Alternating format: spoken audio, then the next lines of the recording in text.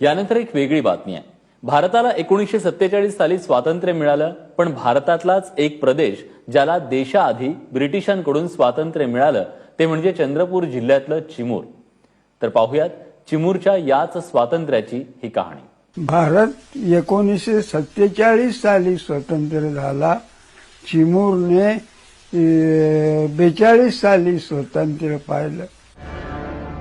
अपना देश कितनी सुंदर है, प्यारा हिंदुस्तान है, गोपालों की शान है, बिरोंग का मैदान इसमें भक्तों के भगवान है, आओ इसे जगाएंगे, भारत को बदलाएंगे, बालवीरो उठो तुम तो ऋषियों की संतान है, अशा प्रकारची राष्ट्रीय भजन त्यावेळेस त्यांनी म्हटली। राष्ट्रसंत तुकडोजी महाराज यांच्या प्रेरणेनं पेटून उठलेल्या गावाची ही कहाणी आहे, चिमूर।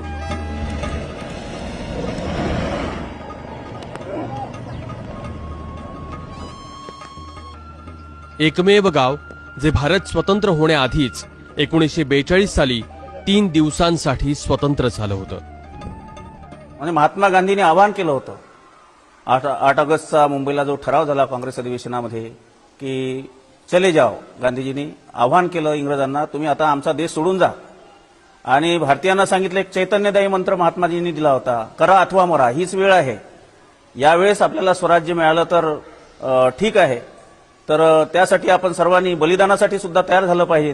आणि म्हणून करा अथवा मरा हा जो मंत्र गांधीजींनी दिला होता त्याला अनुसरून महात्मा गांधींच्या आवाहनाला राष्ट्रसंतांनी प्रतिसाद दिला आणि त्यामुळे खेड्यापाड्यातून सगळे लोक चिमूरला या ठिकाणी आलेत आणि एक मोठा या ठिकाणी लढा झाला, प्रभात फेरी निघाली आणि त्यावेळेस भारत माता की जय, राष्ट्रसंत तुकडोजी महाराज की जय, महात्मा गांधी की जय अशा प्रकारच्या लोकांनी घोषणा दिल्या आणि अशा पद्धतीने हा एक भारतीय इतिहासातला एक क्रांतिकारी लढा ठरला चिमूरचा।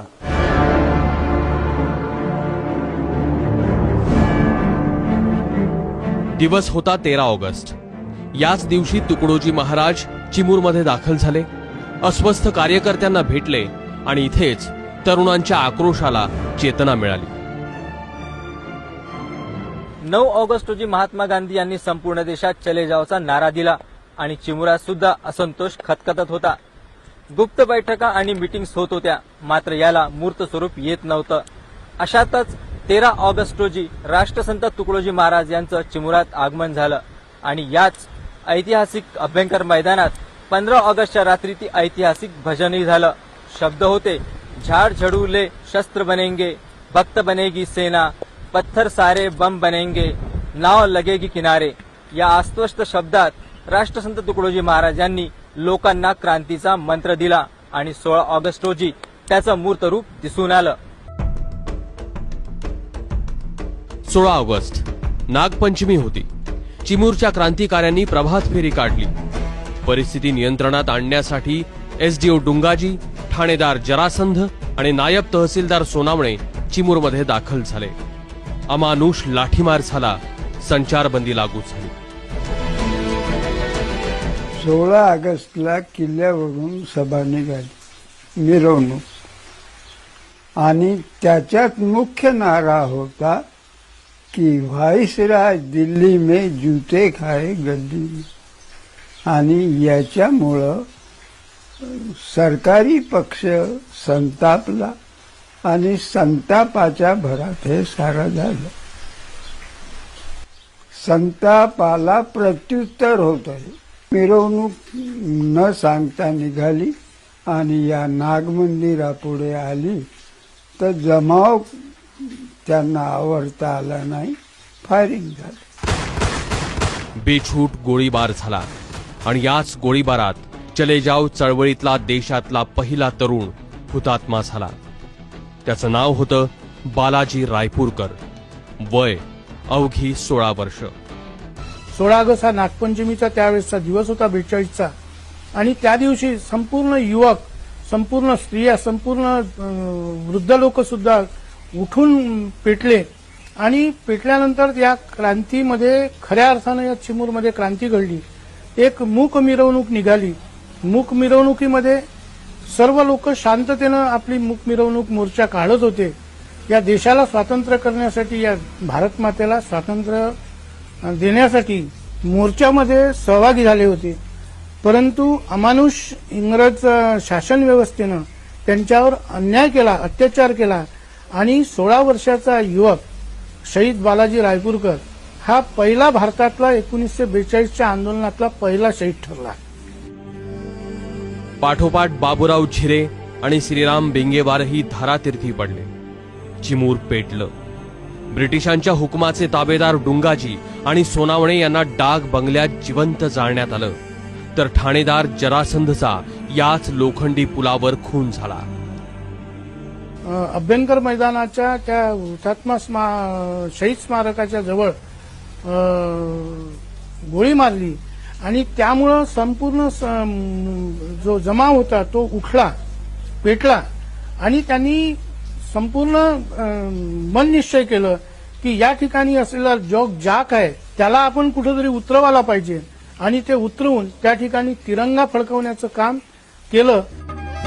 चिमूरच्या उद्रेकानं ब्रिटिश सैनिकांनी शरणागती पत्करली. चिमूरमध्ये लोकांचं राज्य प्रस्थापित झालं आणि तो ऐतिहासिक क्षण अवतरला. चिमूरच्या पोलीस ठाण्यावरचा युनियन जॅक उतरला आणि देशात सर्वप्रथम एखाद्या कचेरीवर तिरंगा फडकला. त्यावेळेस बर्लिनमध्ये सुभाषचंद्र बाबू होते. सुभाषचंद्र बोसांनी तिथून बर्लिनवरून नभोवाणीवरून घोषित केलं की या देशामध्ये आज जी इंग्रजी सत्ता आहे या इंग्रजी सत्तेला उलथून पाडण्यासाठी ताकद तयार झालेली आहे. या ठिकाणी इंग्रजी सत्ता जास्त दिवस राहणार नाही आणि त्या सत्तेला सुरुंग लावण्याचं काम चिमूर इथून करण्यात आलं. पारतंत्र्यात असलेल्या भारतातलं चिमूर मात्र 16 ऑगस्ट 1942 ते 18 ऑगस्ट 1942 स्वतंत्र होतं. पण 18 ऑगस्टच्या संध्याकाळी 42 लॉऱ्यांमध्ये भरून ब्रिटिश सैन्य चिमूरमध्ये दाखल झालं. चिमूरची छावणी झाली. राष्ट्रसंत तुकडोजी महाराजांना अटक झाली आणि पुन्हा एकदा चिमूरवर अनन्वित अत्याचार सुरू झाले. चिमूरमध्ये झालेल्या उठावामुळे ब्रिटिश सरकार चांगलंच खवून उठलं. त्यांनी चिमूरकरांना चांगलीच अद्दल घडवण्याचा निर्णय घेतला. ब्रिटिश सैन्य चिमूरमध्ये घुसलं आणि दिसेल त्याला जेरबंद करण्यात आलं. ही क्रूरता इतकी होती की या 15x20च्या कोंडवड्यात जवळजवळ 150 ते 200 बायका माणसांना 2 दिवस कोंडून ठेवण्यात आलं आणि यानंतर चिमूर गावावर 1 लाख रुपयांचा सार्वजनिक दंड लावण्यात आला. आणि इथेही क्रूरता इतकी की मिळेल त्या बाईच्या अंगावरचे दागिने उरबाडून आणि घरातील दाण्यापाना लुटून नेऊन जवळजवळ 1.5 लाख रुपयांचा दंड म्हणजेच हर्जाना वसूल करण्यात आला. अत्याचाराचं सत्र महिनाभर सुरू होतं. अनेक नेत्यांनी चिमूरला भेट दिली. योगीराज भन्साळींनी 63 दिवस उपोषण केलं. पण चिमूरमधल्या या ऐतिहासिक क्रांतीनं ब्रिटिश मात्र पुरते हादरून गेले. इतके की त्यांनी राष्ट्रसंत तुकडोजी महाराजांना चांदा जिल्ह्यात येण्यास बंदी घातली.